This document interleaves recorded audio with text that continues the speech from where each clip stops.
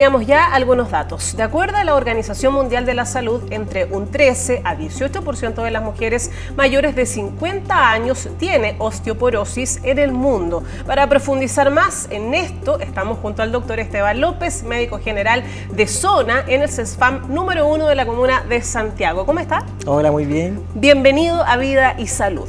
Muchas gracias. Bien, pues muy interesados, por supuesto, en conocer sobre esta enfermedad. Nosotros siempre partimos desde lo más básico. ¿Qué es la osteoporosis y qué la causa?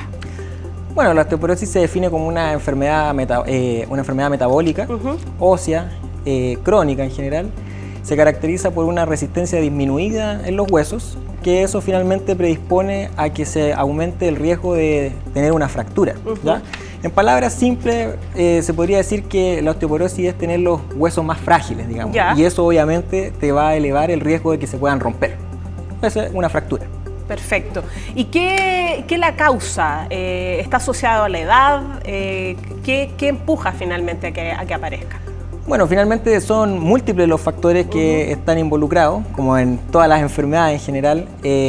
Tenemos factores de riesgo, por ejemplo, el fumar, ¿cierto? El beber alcohol, la edad también es un factor de riesgo, ¿cierto? Sobre los 65 años ya es un factor importante de riesgo, pero también tiene que ver todo un componente hormonal.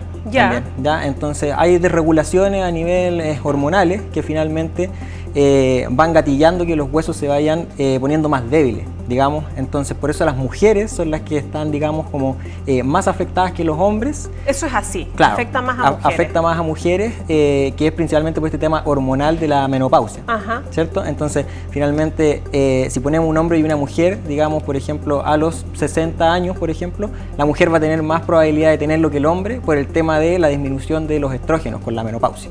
¿Qué siente una persona con esta enfermedad? Bueno, como bien decía la doctora, en general es una enfermedad asintomática, es decir, no genera síntomas, ¿ya? Pero sí pudiesen haber algunas cosas que nos pudiesen hacer sospechar, ¿ya? ¿Cómo cuáles? En general pudiese ser dolor, ¿cierto? Dolor en los huesos, también pudiese hacernos sospechar la disminución de la estatura, principalmente los adultos mayores que ya se empiezan como a achicar, digamos. Y ya categóricamente, que sería un signo de la enfermedad, sería una fractura. Una fractura como tal y, como bien decía la doctora, con algún impacto mínimo. ¿Me entiende? Algo, o sea, es más fácil que la persona se pueda fracturar, o sea, la persona está más, es más débil, digamos. Claro, o sea, es algo que tú dices, pero tuvo un golpe tan mínimo. Claro, leve. ¿Por qué se fracturó el hueso? Que es algo duro, digamos. Claro. Entonces, eso ya te hace sospechar. ¿Y se repara? ¿O es más complicado también? O sea, la osteoporosis como tal no tiene cura, digamos. No, pero la ¿cierto? fractura a causa de la osteoporosis. Sí, o sea, eso puede tener un tratamiento como tal ya más de especialidad. ¿Ya? Ahí se va evaluando dependiendo del grado, digamos, y el tipo de fractura que se produjo. ¿Y cuándo es necesario acudir a un especialista? Porque usted decía, claro, no hay síntomas muy claros al principio. ¿Cómo me doy cuenta y cuándo acudo? Claro, en general uno puede ingresar por el sistema primario, ¿cierto? De atención primaria de salud. En el mejor de los casos, si es que podemos tomar exámenes como la densitometría ósea, que es el examen, digamos, que permite hacer el diagnóstico certero, ya con el diagnóstico de osteoporosis uno ya podría eventualmente recurrir a un especialista, por ejemplo el endocrinólogo, ¿me entiende? Para poder ya tener acceso hacia el tratamiento, ¿ya? Me gustaría que habláramos más acerca de los factores de riesgo, que la verdad siempre aparecen aquí, en este mesón cuando comenzamos a conversar sobre las distintas enfermedades, porque uno a veces dice, bueno, algunas enfermedades son hereditarias o no sé, tuve mala suerte, en realidad me tocó, pero también nosotros, cada persona tiene un grado de responsabilidad, ¿no? Finalmente en estas enfermedades. Sí. Usted me hablaba del tabaquismo, por ejemplo, que puede incidir. Claro. Bueno, son distintos los factores de riesgo, ¿cierto? El ser sedentario, por ejemplo. El ser sedentario es un punto muy importante porque tenemos que entender de que el sistema óseo, los huesos, necesitan remodelación, ¿me entiendes? Entonces, de repente es difícil de entenderlo, pero nuestro sistema normalmente funciona rompiendo, digamos, hueso por dentro y regenerando hueso, ¿me entiendes? Entonces, cuando uno no tiene, digamos, impactos mecánicos, como por ejemplo caminar, ¿cierto? Trotar, hacer ejercicios de fuerza, ese impacto mecánico no estimula el hueso. Entonces, finalmente, el hueso se va, digamos, deteriorando, ¿ya? Por eso el sedentarismo es uno de los factores de riesgo que está totalmente asociado. ¿Ya? Otros factores como por ejemplo el alcohol, el tabaco en general siempre van a ser factores de riesgo para las enfermedades en general, por todo el sistema inflamatorio, ¿cierto?, que van generando. Entonces también es un punto muy importante. Estos pacientes que tienen el diagnóstico tienen que dejar de fumar, ¿cierto?, tienen que limitar al máximo el consumo de alcohol.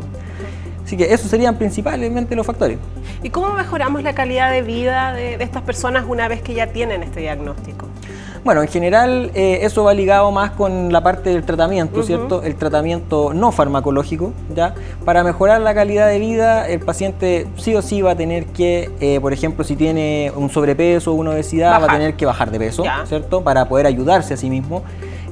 Otro factor, dejar de fumar, sí o sí va a ser muy importante en, digamos, la progresión que va a tener la enfermedad.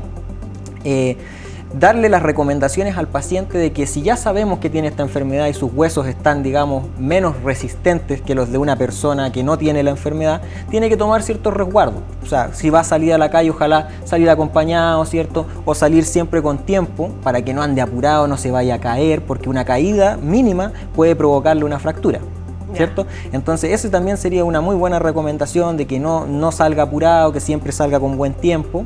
Y por último, yo creo que la parte del ejercicio y el fortalecimiento muscular también es muy importante. ¿Se puede continuar eso? Sí, eso se puede continuar y es muy importante fortalecer el sistema muscular para poder ayudar al sistema óseo. Perfecto. Doctor Esteban López, médico general de la zona en CESFAM número 1, muchas gracias por estar con nosotros. Datos sin duda muy relevantes para esta enfermedad y para las personas que la están sufriendo. Que esté muy bien. Igualmente, muchas gracias.